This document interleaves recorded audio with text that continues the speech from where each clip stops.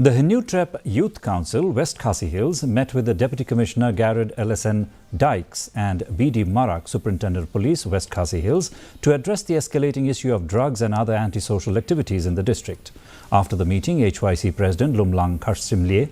stated that discussions revolved around strategies to combat the drug problem and other social issues.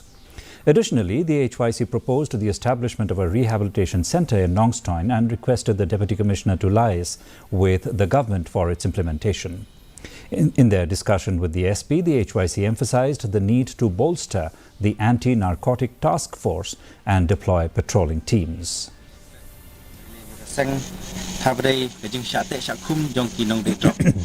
Ngui ba om tang ke jing syate syakum jong inong di drok handrai kalapen syate syakum ru penlong brau ru ikimi pa ba pli ki bawan na ka long yeng sam ko baduk tina kalian jongi ngele kran audisi ka thong jo ke HYC West Khasi long om tang ba ngim isi igi nong di drok handrai ngi kwa yaki bagin phai pat iliti ba bet pia kum bagi yat pro sikata tiga jing kwa jongi audisi long mai ba hapo jong West Khasi kampadon kanu ka rehab center tegum tang igar pa audisi lak nu deban don ka rehab center nam takane tenag liang DC ulong ba oi adu mata DC ukwa ba manu naki NGO lani naki kenja balang baki we ki badon